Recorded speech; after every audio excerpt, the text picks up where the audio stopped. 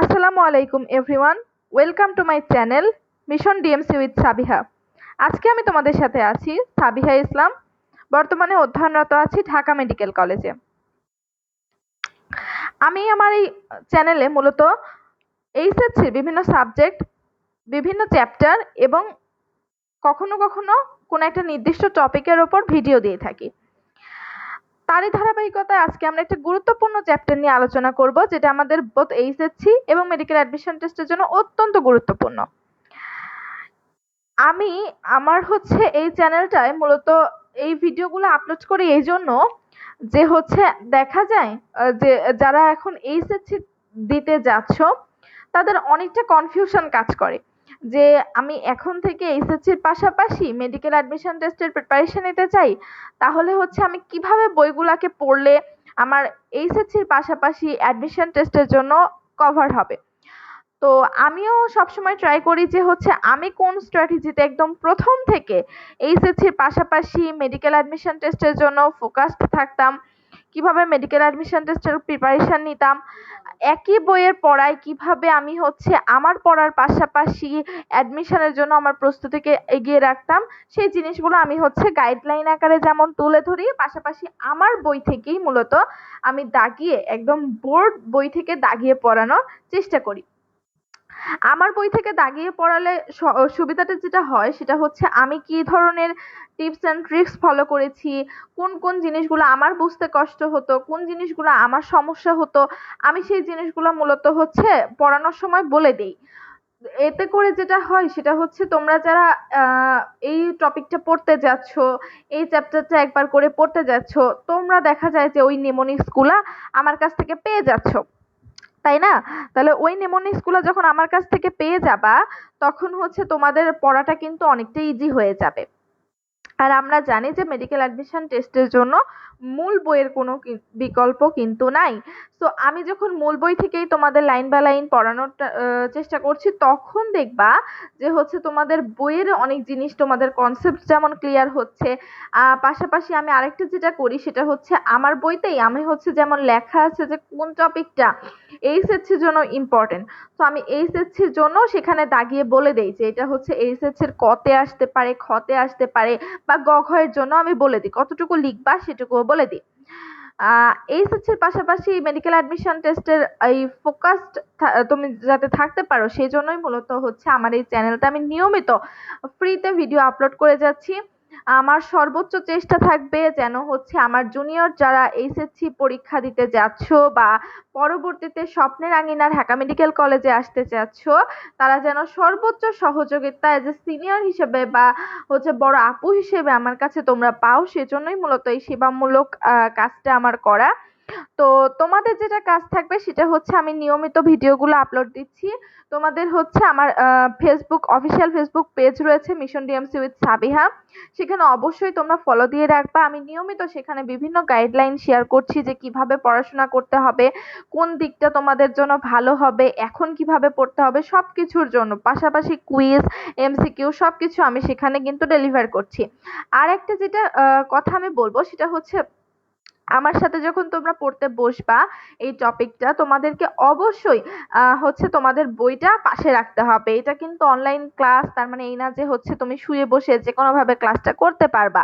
তোমার এই ক্লাসটা ফ্রুটফুলি করতে হবে, এবং তার জন্য কি করতে হবে, তোমাকে নিজস্ব একটা বই, যেটা তোমার বোর্ড বই, সেটা তোমার কাছে রাখতে হবে, কিছু কালারিং পেন এবং স্টিকি নোট অবশ্যই সাথে রাখতে হবে। এগুলো রাখলে সুবিধাটা কি, আমি পড়ানোর সময় তোমাকে যখন বলে দিব যে এই লাইনটা অবশ্যই ইম্পর্টেন্ট, তুমি সেটাকে মার্কিং করে নিতে পারবা। তুমি সেটাকে আমি নেমোনিক্স বলে দেবো অনেক কিছু, যে আমি এটা এইভাবে মনে রাখতাম, এই ট্রিক্স ফলো করতাম, তুমি সেটা যদি সাথে সাথে স্টিকি নোটে লিখে ওখানে লাগিয়ে রাখো, পরে রিভিশন যে মেথডটা সেটা কিন্তু তোমাদের কাছে অনেক ইজি হয়ে যাবে। ঠিক আছে? তাহলে মেডিকেল অ্যাডমিশন টেস্ট কিন্তু যেমন একটা ভর্তি যুদ্ধ, অনেক অনেক স্টুডেন্টের মধ্যে তোমার একটা প্রতিযোগিতা, পাশাপাশি কিন্তু তোমার স্ট্র্যাটেজিক্যালি ওয়েতে তুমি যদি আগাও, তুমি যদি অন্যদের থেকে নিজেকে এগিয়ে রাখতে চাও, অবশ্যই তোমার আলাদা কিছু প্ল্যান ফলো করতে হবে। গতানুগতিক পড়াশোনা, শুধু পরিশ্রম, শুধু পড়াশোনা দিয়ে কিন্তু কখনো অন্তত মেডিকেলে চান্স সম্ভব হলেও কিন্তু ঢাকার মধ্যে মেডিকেল বা ঢাকা মেডিকেলে আসা কিন্তু পসিবল না। তোমার সঠিক গাইডলাইন অবশ্যই থাকতে হবে। তাহলে চলো শুরু করা যাক। তোমরা কি আজকে আন্দাজ করতে পারছো যে আমি হচ্ছে কোন চ্যাপ্টারটা পড়াতে পারি? ইয়া, আজকে হচ্ছে আমি জীববিজ্ঞানের আমি পড়ানোর সময় মূলত হচ্ছে গাজী আজমল স্যারের বইটাই ফলো করি। আমার বইয়ের পাশে বিভিন্ন কিছু লেখা থাকতে পারে, বিভিন্ন এক্সট্রা রাইটারিং ইনফো দেওয়া থাকতে পারে, কিন্তু আমি কিন্তু আজমল স্যারের বইটাকেই বেশি ফলো করে তোমাদের পড়ানোর চেষ্টা করব। আচ্ছা, আজকে আমরা গুরুত্বপূর্ণ একটা চ্যাপ্টার পড়বো, সেটা হচ্ছে মানব শরীরতত্ত্ব, পরিপাক ও শোষণ, human physiology, digestion and absorption. এটা কিন্তু আমাদের যেমন মেডিকেল অ্যাডমিশন টেস্টের জন্য ইম্পর্টেন্ট, ঠিক তেমনই আমাদের এইচএসসির জন্য ইম্পর্টেন্ট। এবং শুধু তাই না, এটা হচ্ছে তুমি তোমার হচ্ছে মেডিকেল টার্মের সাথে যেমন রিলেটেড পাবা, পাশাপাশি তোমার দৈনন্দিন জীবনের সাথেও সবকিছু রিলেট করতে পারবা। এজন্য এই চ্যাপ্টারটা আসলে অনেকটা তোমার হচ্ছে দৈনন্দিন জীবনের সাথেই মিশে আছে। সো চলো শুরু করা যাক। আমরা ইম্পর্টেন্ট জিনিসগুলো আমি মার্কিং করে দিব, তোমরা আমার সাথে জিনিসগুলো একটু মার্কিং করে নিবা, ঠিক আছে? আচ্ছা, মানবদেহের বিভিন্ন জৈবনিক কাজ পরিচালনা, শক্তি সরবরাহ, তারপরে হচ্ছে দেহকে রক্ষা। দেখো আমার এখানে কিন্তু একটা প্যারা দেওয়া আছে, তাই না? দেখো তার পাশে একটা সুন্দর ছবি দেওয়া আছে না, অনেক সুন্দর ওবেসিটির একটা ফিগার দেওয়া আছে। ওবেসিটি মানে কি আমরা জানি, এটা হচ্ছে মোটাত্ব। দেখো তার পাশে তার বিভিন্ন হাতে কিন্তু বিভিন্ন ক্যালোরি রিচ ফুড গুলা দেওয়া আছে। এগুলা খেলে কেমন হয়ে যাবে, সে হচ্ছে অবেজ হয়ে যাবে, এই যে এই পিকচারটার মতো, ঠিক আছে? এই জন্য এই চ্যাপ্টারটা আমরা ডাইজেশন, অ্যাবজর্পশন এগুলো পড়বো, এই জন্য এই চ্যাপ্টারটার সাথে রিলেটেড এই ছবিটা এখানে দেওয়া হয়েছে।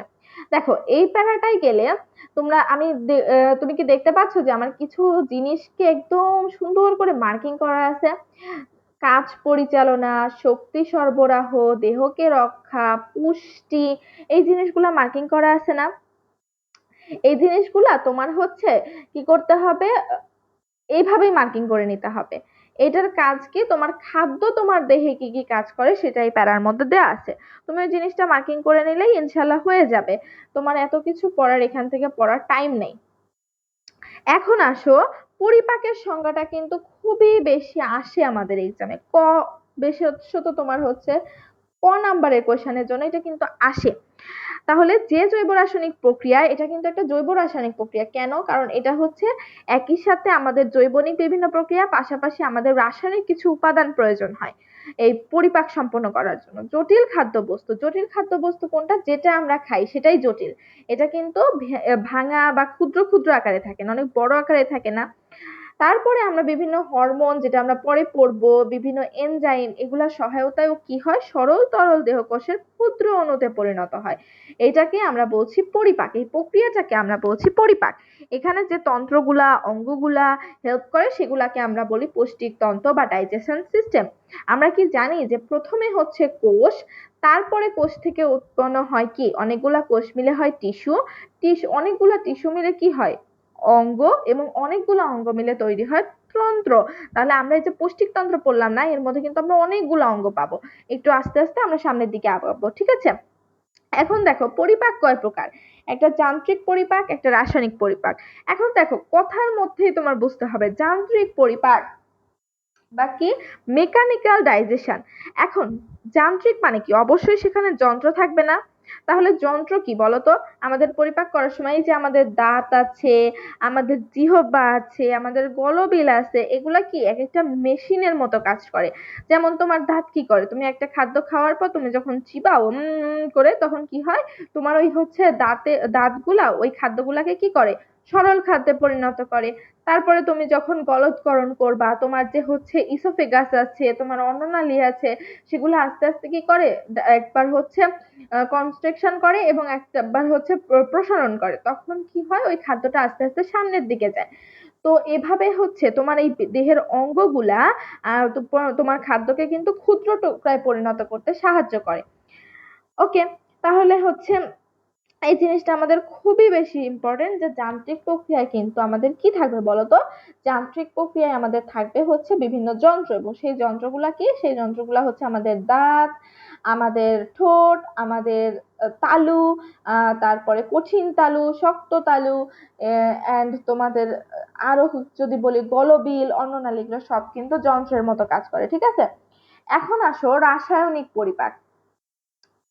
রাসায়নিক পরিপাকে যদি তুমি আসো, এখানে বুঝতেই পারছো রাসায়নিক মানে কি, এখানে রসায়ন রিলেটেড বিভিন্ন জিনিস থাকবে, এনজাইম থাকবে, হরমোন থাকবে, এই সব কিছু কিন্তু অ্যাসিড, ক্ষার, এগুলো সব কিছু কিন্তু আমাদের কোনো একটা গ্রন্থি থেকে নিঃসৃত হয় বা কোনো অঙ্গ থেকেও নিঃসৃত হইতে পারে, তখন ওগুলা কিন্তু পরিপাকে সাহায্য করলে ওইটাকে আমরা কি বলি, রাসায়নিক পরিপাক বলি। আচ্ছা, তাহলে এটার সংজ্ঞা আমরা লিখতে পারবো না। আমাদের সংজ্ঞা লেখার মেইন জিনিসটা হচ্ছে আমাদের কি পয়েন্টটা বুঝতে হবে, সেই কি পয়েন্ট অনুযায়ী আমাদের নিজের মতো করে সংখ্যা লিখলে ইনশাল্লাহ একটা ভালো মার্ক ক্যারি করা যাবে, ঠিক আছে। আচ্ছা, এরপর আসো পৌষ্টিক নালী এবং পৌষ্টিক গ্রন্থি। পৌষ্টিক নালীর মধ্যে তুমি যদি যাও, মুখ থেকে পায়ু পর্যন্ত বিস্তৃত পেশি বহুল পেঁচানো নালীটির নাম হচ্ছে পৌষ্টিক নালী। এখন দেখো, পৌষ্টিক নালীর দৈর্ঘ্য কত, 8 থেকে 10 মিটার। অনেকে এটা পড়ার সময় আমাকে এই প্রশ্নটা করেছো যে আপু, হচ্ছে পৌষ্টিক নালী তো 8 থেকে 10 মিটার, এত বড় কিভাবে পৌষ্টিক নালী হয়? আমাদের দেহের সাথে কম্পারিজন করে আমরা তো বুঝতে পারছি না যে পৌষ্টিক নালীটা এত বড় হয়। আমি তোমাদের আজকে হিসাবের মাধ্যমে দেখাই দিব কিভাবে এটা এত বড় 8 থেকে 10 মিটার হয়, ঠিক আছে। আচ্ছা, তা আপাতত এখানে তোমরা বিশ্বাস করে নাও যে আসলে এটা পৌষ্টিক নালী একদম আমাদের মুখ থেকে শুরু করে পাই পর্যন্ত, এটা কিন্তু 8 থেকে 10 মিটার, অনেক হিউজ একটা অ্যামাউন্ট, ঠিক আছে। আচ্ছা, তিনটা অংশ কি আমরা বৃহদন্তের, সিকাম, কোলন, মলাশয়, এটা কিন্তু আমরা জেনে এসেছি। আবার ক্ষুদ্রান্তর তিনটা, ডিউডেনাম, জেজুনাম, ইলিয়াম। তিনটা করে যেহেতু নাম আছে, এটা কিন্তু মোস্ট ইম্পর্টেন্ট। তোমাকে কি প্রশ্ন করবে জানো? প্রশ্ন করবে নিচের কোনটি ক্ষুদ্রান্তের অংশ নয়, টিউডেনাম, জেজুনাম, ইলিয়াম, সিকাম। কোনটা হবে? সিকাম। এটা হচ্ছে ক্ষুদ্রান্তের অংশ নয়। আচ্ছা, আবার প্রশ্ন করবে নিচের কোনটি বৃহদন্ত্রের অংশ নয়, সিকাম, কোলন, মলাশয়, ডিউডেনাম। কোনটা? ডিউডেনাম। আচ্ছা, তারপরে যেখানে তিনটা পয়েন্ট পাবা খুবই সুন্দরভাবে পড়ে ফেলবা, কারণ ওখান থেকে 9 প্রশ্ন করাটা কিন্তু টিচারদের জন্য অনেক ইজি হয়ে যায়। এরপর দেখো, এটা কিন্তু একটা ফিগার দেখতে পাচ্ছ না? এই একটা ফিগারের মধ্যে তোমার কত কনসেপ্ট আছে তুমি কি চিন্তাও করতে পারবা না। দেখো, এখান থেকে আমি হচ্ছে পুরো একটা পৌষ্টিক তন্ত্রের সব কিছু কিন্তু দেখানোর ট্রাই করবো, একটু মনোযোগ দিবা এই জায়গাটা, ঠিক আছে। দেখো, প্রথমে আমরা কি দেখতে পাচ্ছি, এটা হচ্ছে মুখ বিবর। মুখ বিবর মানে তুমি যেটা দিয়ে হচ্ছে খাদ্যটাকে প্রথমে দেহের ভেতরে প্রবেশ করাও। এরপর দেখো আশেপাশে বিভিন্ন গ্রন্থি দেখতে পাচ্ছ, প্যারোটিড গ্রন্থি, সাবলিঙ্গুয়াল গ্রন্থি, ম্যান্ডিবুলার গ্রন্থি, এইসব গ্রন্থিগুলো নিয়ে কিন্তু আমরা পরে পড়বো। এরপর দেখো নিচে একটা গলবিল দেখতে পাচ্ছ, এই যে এই জায়গাটা গলার কাছে, এটা হচ্ছে গলবিল। এরপর দেখো একটা অন্ন নালী বা গ্রাস নালী গেছে, এরপর কি একটা হচ্ছে পাকস্থলী, পকেটের মতো। আচ্ছা, এরপর দেখো এখানে আছে কি একটা যকৃৎ, তার নিচে কি আছে, পিত্তথলি। পিত্তথলি থেকে কি আসে, পিত্তরস আসে। এখানে মরিচের মতো একটা দেখা যাচ্ছে, এটা কি জানো? এটা হচ্ছে অগ্ন্যাশয় বা প্যানক্রিয়াস। এরপর এখান থেকে স্টার্ট হয় কি, ক্ষুদ্রান্ত। তারপরে দেখো পেঁচানো, পেঁচানো, শঙ্কু পেঁচানো, এরপর এখান থেকে আবার স্টার্ট হয় বৃহদন্ত্র। এরপর মলাশয় দিয়ে পুরো পৌষ্টিক তন্ত্রটা আমাদের শেষ হয়। এখন আমি তোমাদের একটা প্রশ্ন করব। আচ্ছা বলো তো, কেন বৃহদন্ত্র, এই বৃহদন্ত্রটা তো আমরা দেখতে পাচ্ছি অনেক ছোট, তাই না? দেখো, ক্ষুদ্রান্ত্রটা পেঁচানো পেঁচানো কত বড় না? আর এই যে অনেক ছোট একটা পোর্শন না? তাহলে কেন এটার নাম বৃহদন্ত্র হলো আর কেন এটার নাম ক্ষুদ্রতন্ত্র হলো, বলো তো, ক্ষুদ্রান্ত্র হলো? আচ্ছা, এইটা বুঝতে হলে তোমার বুঝতে হবে যে আমরা এই ক্ষুদ্রান্ত্র এবং বৃহদান্ত্র নামটা কিন্তু দূরত্ব হিসাব করে বা ওর হচ্ছে কত আকৃতি সেটা হিসাব করছি না, কিন্তু আমরা হিসাব করছি যে ও কেমন মোটা বা কেমন চিকন। দেখো তো, বৃহদন্ত্রটা অনেক মোটা না, আর হচ্ছে ক্ষুদ্রান্ত্রটা অনেক চিকন না, এই জন্য এটা হচ্ছে ক্ষুদ্রান্ত্র এবং এটা হচ্ছে বৃহদান্ত্র। আচ্ছা যাই হোক, তাহলে এইটুকু তোমাদের একদম একটা ফিগারের কিন্তু ক্লিয়ার কাট ধারণা তোমাদের থাকতে হবে। তুমি যদি ভিজুয়ালাইজ না করতে পারো তাহলে কিন্তু বায়োলজি তোমার জন্য না। বায়োলজি পড়তে হলে এটা অবশ্যই কোনো মুখস্থ বিদ্যা না। মুখস্থ বিদ্যা দিয়ে কখনো বায়োলজি হয় না। এটা আমাদের একদম রং ধারণা যে আমাদের বায়োলজি মানে মুখস্থ করতে হবে। এটা সম্পূর্ণ ভুল। তোমাদের বায়োলজিতে নিজের বডির সাথে আহ, চিন্তা করে তোমাদের ভিজুয়ালাইজ করতে হবে জিনিসগুলাকে। তাহলে তোমরা ভালো করতে পারবা, বায়োলজি পছন্দের সাবজেক্টে পরিণত হবে। ঠিক আছে? আচ্ছা, এরপর আসো যে হচ্ছে মুখ ছিদ্র, মুখ বিবর, গলবিল, এই যে জিনিসগুলো আমি বলে দিলাম না, সবগুলো দেখো আমি হিউজ পোর্শনে বলে দিছি। এবং তারপর আমি যেগুলা বলি নাই ওর ভেতরের অংশগুলো আমি বলছি, আমি পাকস্থলীর অংশগুলো বলি নাই কারণ এটা পরে আছে, আমি পড়াই দিব। এখন পাশে দেখো সুন্দর সুন্দর কিছু অ্যামাউন্ট দেওয়া আছে না, এটা পড়তে হবে।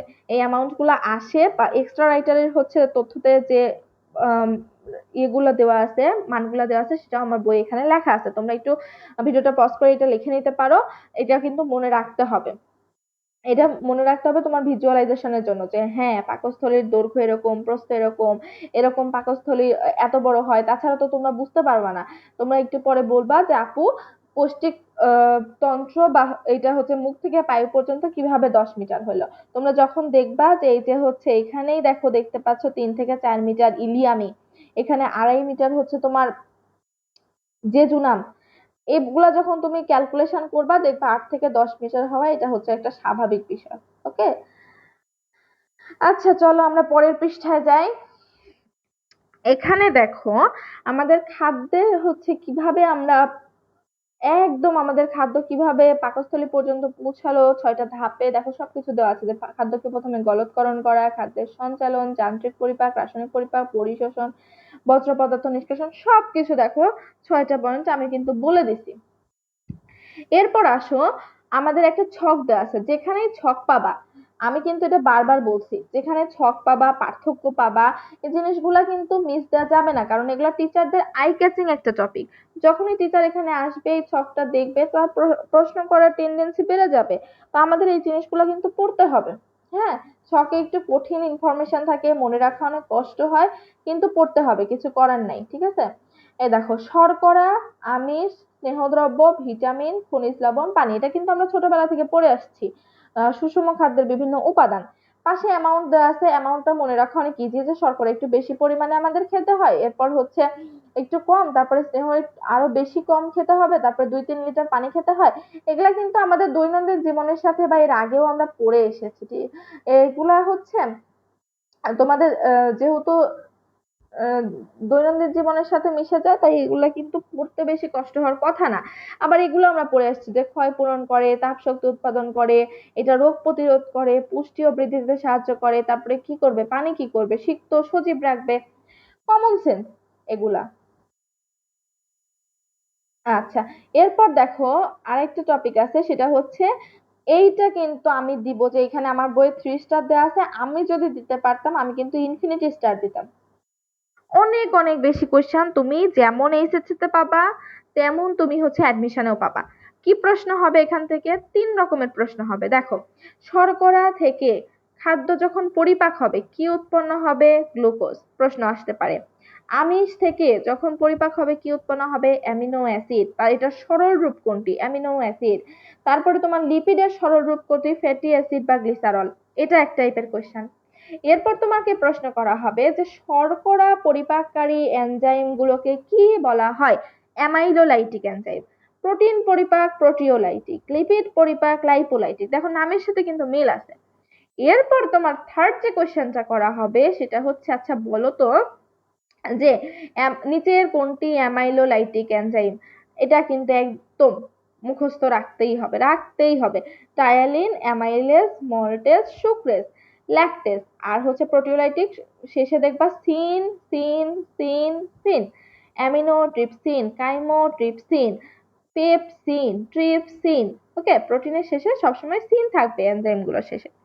আর দেখবা হচ্ছে লাইপো, যেগুলো হচ্ছে লিপিড পরিপাককারী, সেগুলো শেষে লাইপেজ থাকবে, লেসিথিনেস, এস্টারেস, কোলেস্টেরল এস্টারেস। এগুলো নাম দেখলেই, তুমি যদি পড়তে থাকো নাম দেখলেই অটোমেটিক দেখবা যে হচ্ছে এগুলো তোমাদের মনে থেকে যাচ্ছে।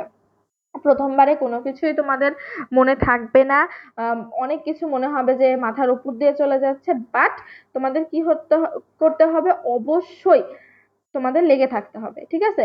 লেগে না থাকলে তোমরা কখনোই সফল হতে পারবে না। একটা জিনিস কঠিন মনে হবে, আবার সেটাকে রিপিট করতে হবে, আবার পড়তে হবে, এভাবেই কিন্তু সফলতা আসবে। একবারে কখনোই কোনো জিনিস কারো মনে থাকে না, এটা সম্ভবও না। এখন আসো, এই যে আমি একবার কিন্তু বলে দিছিলাম এটা, যে হচ্ছে 8 থেকে 10 মিটার তোমরা আশা করি ওইটা যখন হিসাব করবা তখন এটা পেয়ে যাবা। এটা আসো, এটা কিসের ছবি জানো? এটা হচ্ছে আমাদের জিওফার ছবি। আচ্ছা, এখানে কিন্তু এটা কিন্তু পরিপাকে অনেক বেশি হেল্প করে আমাদের। কিভাবে হেল্প করে সেটা বলা আছে। আমি তোমাদের পড়াবো হচ্ছে এখান থেকে যে প্রশ্নগুলা হয় যে ফ্লাক্স আকৃতির 7 কুড়ি থাকে এখানে, টেস্ট পার্ট থাকে। তারপরে হচ্ছে কিছু টেস্ট আমরা যেগুলা পাই এগুলা কিন্তু এই জিহ্বার বিভিন্ন পোর্শনের কারণেই পাই। সামনে পাই মিষ্টি, এরপরে পাই হচ্ছে লবণাক্ততা, তারপরে পাই টক এবং তারপরে পাই তিতা, এই যে অংশটা। এখন এটা আমাদের প্রশ্ন কিন্তু হয় যে তোমার জিহ্বার সামনের অংশে কোন স্বাদ পাওয়া যায়? মিষ্টতা।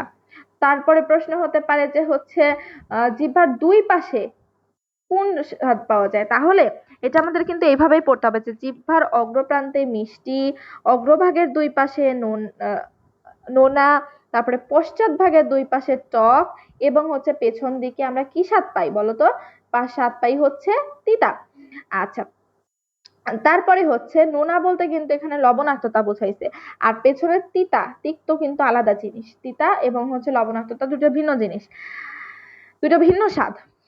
আর ঝাল জাতীয় খাদ্যের জন্য কিন্তু আমাদের কোনো সাতকুড়ি নাই। এটা মূলত আমরা যখন ঝাল জাতীয় খাদ্য খাই তখন ওই ঘষায় যখন আমাদের সাতকুড়িটা নষ্ট হয়ে যায় তখন একটা জ্বালা বা ইরিটেশনের কারণে আমরা এই ঝাল স্বাদটা পাই। আর এই মাঝখানের অংশে সম্প্রতি চায়নারা একটা আবিষ্কার করেছে এক ধরনের স্বাদ, সেটা হচ্ছে ইমামি স্বাদ। ওকে, চায়নারা এটা আবিষ্কার করছে। তাহলে আমাদের এত কিছু জানতে হবে না, আমাদের এইটুকু জানলেই এনাফ যে কোথায় কোন স্বাদটা আমরা পাই। কিন্তু এটা কি করবা, তুমি এইভাবে যখন পড়ে যাবা তখন পরীক্ষার হলে এখন তোমার মনে হচ্ছে হ্যাঁ আমি তো বুঝলাম যে সামনে মিষ্টি, এরপর লবণাক্ত, এরপর টক। কিন্তু কিছুদিন পর তুমি যখন পরীক্ষার হলে যাবা এমনি একদিকে থাকবে স্ট্রেস আর একদিকে থাকবে তোমার হচ্ছে ভয়, সবকিছু মিশায় তুমি পরীক্ষার হলে গিয়ে সবকিছু ওলটপালট করে দিয়ে আসবা, কোথায় তিতা ছিল, কোথায় লবণাক্ততা ছিল। এটা কিন্তু হয় এবং খুবই রেগুলারলি আমাদের সাথে এই জিনিসগুলো হয়। তার জন্য কি করতে হবে, আমাদের নেমোনিক লাগবে। অনেক সময় তোমরা দেখবা যে অনেকে বলে যে এত এত নেমোনিক্স, এইসব নেমোনিক্স দিয়ে কি মনে থাকবে নাকি? এতগুলো নেমোনিক্স পড়তেই তো আবার আরেকটা নেমোনিক্স লাগবে। কিন্তু না, তুমি যদি ভালো করতে চাও তোমার ওই জিনিসগুলো মনে রাখার জন্য নিজস্ব একটা মনে রাখার টেকনিক অবশ্যই থাকতে হবে, তাছাড়া তুমি পরীক্ষার হলে গিয়ে এগুলো গুলিয়ে ফেলবা। দেখো আমি এটা মনে রাখতাম হচ্ছে বিভিন্ন ভাবে মনে রাখা যায়। আমি যেমন হচ্ছে আমি মনে রাখতাম মিল অতি দিয়ে। মিল অতিতে কি, ময় হিসিকারে মিষ্ট, লতে হচ্ছে লবণাক্ততা, তো অতে হচ্ছে অম্লতা, এবং তারপর হচ্ছে তিক্ততা। মিল অতি। অনেকে এইভাবে মনে রাখতো যে মালটা তিতা। মালটা তিতা যেমন হচ্ছে মতে মিষ্টতা, লতে হচ্ছে লবণাক্ততা, টতে হচ্ছে টক বা অম্লতা, এবং তিতাতে হচ্ছে তিতা। তুমি তোমার মতো করে যেটা তোমার মনে থাকে সেটাই তোমার মনে রাখতে হবে, আলটিমেটলি তোমার মনে রাখতে হবে, এটা হচ্ছে কথা। ওকে, এরপর আসো আমাদের হচ্ছে প্যারোটিড গ্রন্থি, সাবল্যাঙ্গুয়াল গ্রন্থি, সাবম্যান্ডিবুলার গ্রন্থি, এগুলোর নাম খালি একটু জেনে রাখো। আমরা এর বিস্তারিত এর পরে গিয়ে পড়বো। এবং লালা হচ্ছে কিছুটা কেমন হয় বলতো, অম্লীয় হয়, এবং 95.5 থেকে 99.5% এখানে কি থাকে, পানি থাকে, এবং 1200 থেকে 1500 মিলিলিটার, নট লিটার। তোমরা তো পরীক্ষার হলে এই এককগুলা দেখো না। এরপর দাগাই দিয়ে আসো যে আমাদের সুস্থ মানুষ প্রতিদিন 1200 থেকে 1500 লিটার লালা ক্ষরণ করে। তাহলে এগুলো হবে বলো? বাস্তব জ্ঞান দিয়ে পড়তে হবে, পড়ার মাঝে আমাদের বুঝতে হবে কি পড়ছি, কেন পড়ছি। যে কোনো জিনিস শুধু পড়ে গেলে কিন্তু কখনোই ভালো করা যাবে না। এরপর আসো আমাদের হচ্ছে এখানে যান্ত্রিক পরিপাকে, কিন্তু আমি ওই যে বলছিলাম যে আমাদের কি কি সাহায্য করে যান্ত্রিক পরিপাকে। এই দেখো, কর্তন দাঁত, ছেদন দাঁত, অগ্রপেশন দাঁত, পেশন দাঁত, আমাদের দাঁত সম্পর্কের পরে আসে, আমরা পড়বো, ঠিক আছে। এরপর জিহ্বায় যে নড়াচড়ায় সাহায্য করে, তোমার স্বাদ নেওয়া, দাঁতে আটকে রাখায় লালা সাহায্য করে কিভাবে, এই জিনিসগুলো না আমাদের বেসিক। এগুলো আমরা যখন পড়বো দেখা যাবে যে আমাদের এমনিই মনে থাকবে, এগুলোর জন্য আলাদা কোনো নেমোনিক্স আমাদের লাগে না। আচ্ছা আসো এরপর কোমল তালু, শক্ত তালু কোথায় থাকে আমরা এগুলা জানি। এগুলা খুব বেশি ইম্পর্টেন্ট না, তোমরা একবার রিডিং দিবা, আশা করি পেরে যাবা। এখানে আসো একটা জিনিস আমাদের খুব বেশি লাগে, সেটা হচ্ছে মুখে কি পরিপাক হয়। মুখে আমাদের কি এনজাইম থাকে জানো? মুখে থাকে হচ্ছে মোটু এনজাইম। মতে মল্টেজ, টতে টায়ালিন।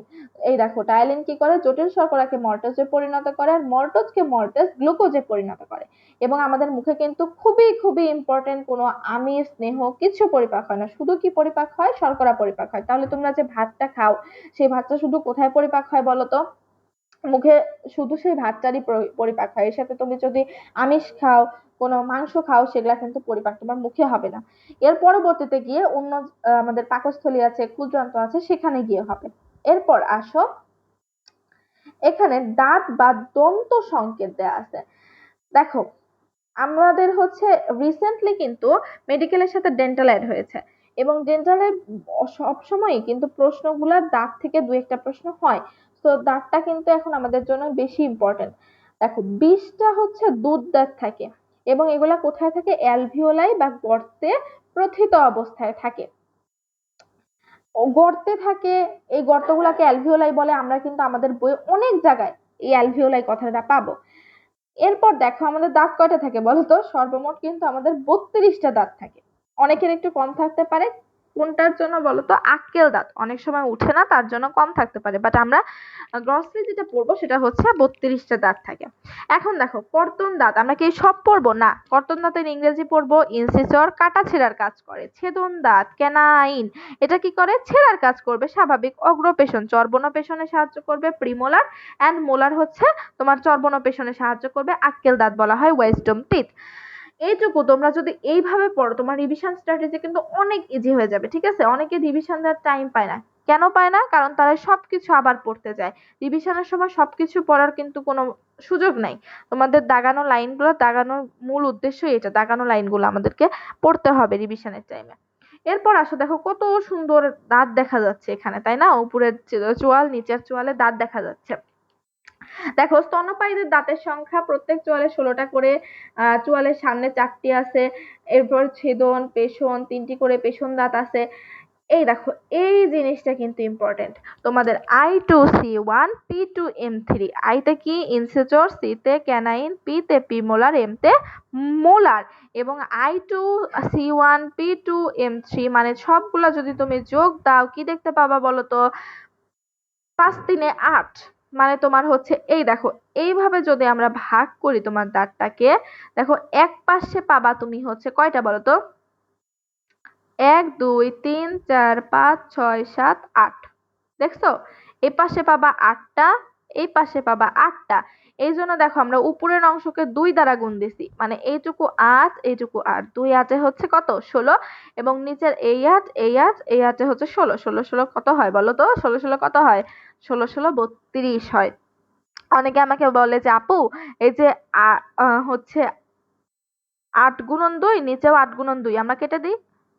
এটা আমাদের কাটাকাটি অঙ্ক না, ঠিক আছে? এটা আমাদের এই জন্য বোঝানো হয়েছে যে উপরের চোয়ালে 8 8 16, এবং নিচের চোয়ালে 8 8 16। আচ্ছা, এরপর দেখো, ডাইফায়োডন্ট, থেকোডন্ট, হেটারোডন্ট, এটা তোমাদের বইতে নাই, মানে আজমল স্যারের বইতে নাই, বাট অন্যান্য রাইটারের বইয়ে কিন্তু এই তিনটা আছে। আমি বইয়ের সাইডে কেন লিখে রাখতাম? আমরা একসাথে রিভিশন দেওয়া ইজি হতো। ডাইফায়োডন্ট মানে আমাদের দাঁত কয়বার গজায় বলো তো? 2বার গজায়। থেকোডন্ট কেন? কারণ এটা হচ্ছে একটা গর্তের মধ্যে প্রথিত থাকে। আর হেটেরোডন্ট কেন বলো তো? আমাদের এই দেখো, এক একটা দাঁত এক এক রকম। এটা ত্রিভুজের মতো, এটা দেখো কাটার মতো, এটা দেখো অনেকটা হচ্ছে মোলার, মানে হচ্ছে পেষণ দাঁত, পেশার মতো। ঠিক আছে? এক একটা এক এক রকম জন্য হেটারো, হেটারো মানে হচ্ছে ভিন্ন, আর হোমো মানে সেম। এরপর আসো, তোমাদের এখানে দেখো, পাকস্থলীটা কিন্তু আমরা বাদ রেখে এসেছিলাম। পাকস্থলীর গঠনটা আমি এখন পড়াবো। পাকস্থলী দেখো, এদিকে 30, এদিকে 15, সুন্দর একটা কম্বিনেশন।